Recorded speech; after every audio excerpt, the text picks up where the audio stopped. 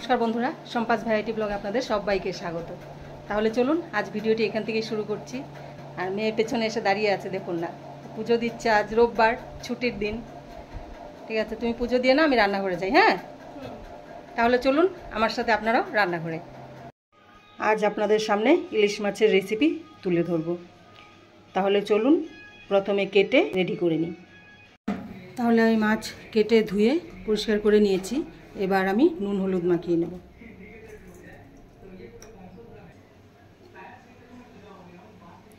আর একটু কাঁচা সর্ষের তেল দিয়ে দেব।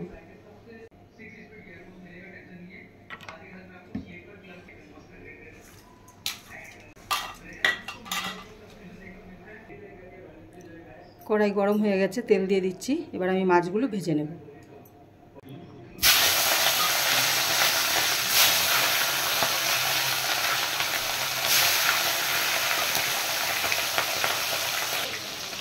মাছগুলো কড়া ভাজবো না, আমি এপিট উপিট করে নামিয়ে দেব। প্রথমে মাথাগুলো ভেজে নিলাম। কড়া ভাজছি না, হালকা ভেজে নামিয়ে দিচ্ছি।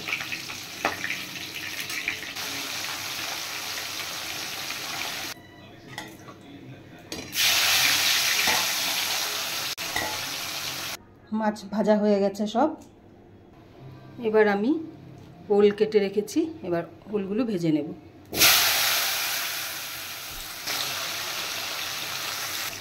এবার হলুদ আর নুন দিয়ে ভেজে নেব।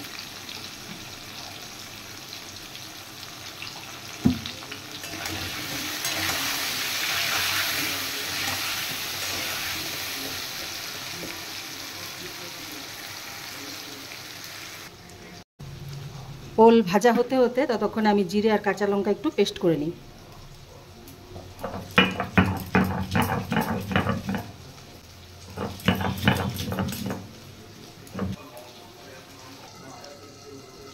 জিরে কাঁচা লঙ্কা বাটা হয়ে গেছে, এবার আমি নামিয়ে দেব। এগুলো হয়ে গেছে বাটা। এদিকে ওল ফ্রাই হয়ে গেছে, একদম গ্যাসটা কমিয়ে তারপর এগুলো ফ্রাই করে নিয়েছি। এবার হয়ে গেছে, এবার আমি নামিয়ে দেব।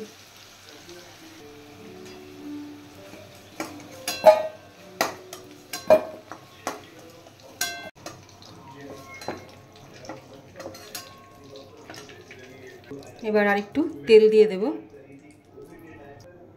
এবার আমি দিয়ে দেব কিছু কালো জিরে। এবার দিয়ে দেব বেটে রাখা কাঁচা লঙ্কা আর গোটা জিরে বেটে রেখেছি।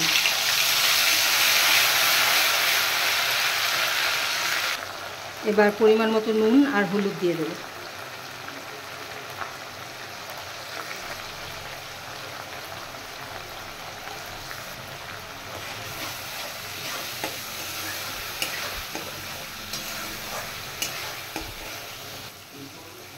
মশলা ভাজা হয়ে গেছে, এবার আমি জল দিয়ে দেব।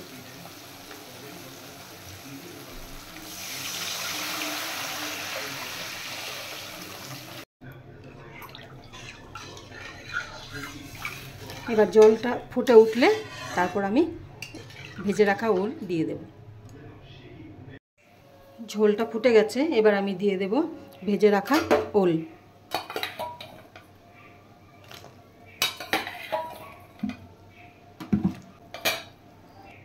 এবার আমি দেব ইলিশ মাছের যে মাথাগুলো ছিল, এগুলো ভেজে রেখেছি, মাথা আর লেজা, এগুলো দিয়ে ওল দিয়ে করছি।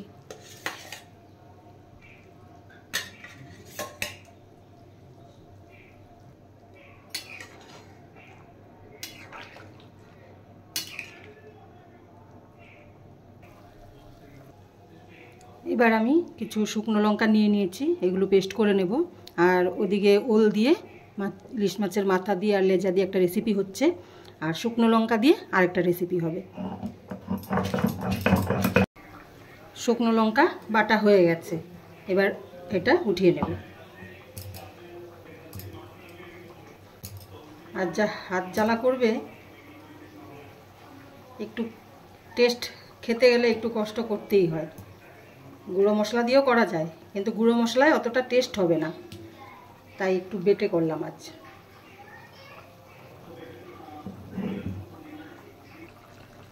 তরকারি হয়ে গেছে, ওলের তরকারি। এবার আমি নামিয়ে দেব। আর ওলগুলো খুব সুন্দর গলেছে, এই দেখুন একদম নরম হয়ে গেছে। এই দেখুন ওলটা খুব ভালো। হ্যাঁ দাঁড়াও, এবার আমি নামিয়ে দিচ্ছি।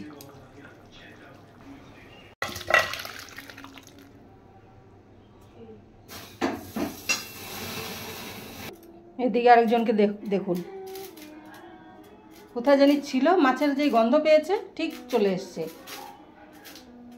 আরেকজন এখানে বসে বসে আদর করছে।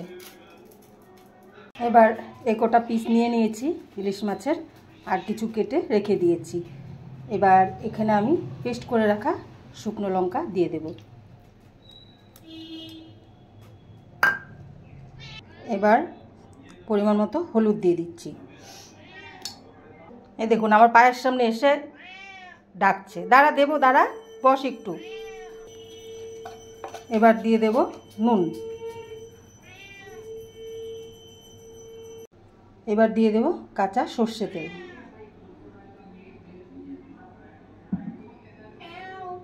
এদিকে কড়াই গরম হয়ে গেছে, এখানে আমি সামান্য তেল দিয়ে দিচ্ছি। এবার এই মাছটা আমি ভালো করে মাখিয়ে নিই।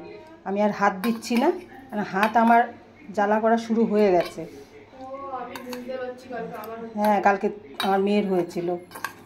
এবার আমি এটা এইভাবে মাখিয়ে, কড়াই তেল গরম হচ্ছে, দিয়ে দেব। তেল গরম হয়ে গেছে, এবার আমি মাছগুলো ছেড়ে দিচ্ছি। এবার মাছ মাখিয়েছি যেই বাটিতে, ওই বাটি ধুয়ে আমি জলটা দিয়ে দিচ্ছি। এবার আমি মাছটা ঢেকে দেব, আর গ্যাসের আঁচটা একটু কমিয়ে দেব। হ্যাঁ হয়ে গেছে, দেব। এবার উঠিয়ে ঢাকনাটা উঠিয়ে দেখে নিই।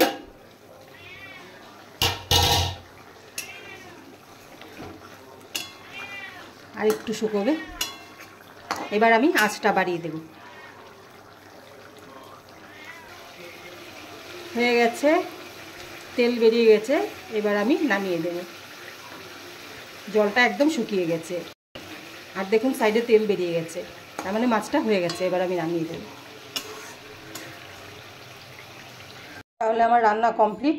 ইলিশ মাছের মাথা দিয়ে ওল, আর এদিকে শুকনো লঙ্কা দিয়ে ইলিশ মাছ, আর এদিকে মাছের তেলটা ছিল, ওটা একটু কালো জিরে কাঁচা লঙ্কা দিয়ে করে রেখেছি। তাহলে আমার রান্না কমপ্লিট। তাহলে বন্ধুরা আমার রান্না কমপ্লিট। আর দেখলেন আজ ইলিশ মাছের রেসিপি আপনাদের সামনে তুলে ধরেছি, আর কিভাবে রান্না করেছি তাও দেখলেন। এবার আমার খাওয়া হয়ে গেছে। আর ওলের রেসিপিটার থেকে শুকনো লঙ্কার রেসিপিটা যেন বেশি টেস্ট হয়েছে। আর দুটোই ভালো হয়েছে, কিন্তু বেশি টেস্ট হয়েছে শুকনো লঙ্কার যেটা বানিয়েছি। এভাবে রান্না করে খেয়ে দেখবেন, খুবই ভালো লাগবে। আর তাহলে আজকের ভিডিও আমি এখানেই শেষ করছি। আর আপনাদের যদি ভালো লেগে থাকে অবশ্যই লাইক, শেয়ার, সাবস্ক্রাইব করবেন। তাহলে দেখা হচ্ছে নেক্সট ভিডিওতে। টাটা।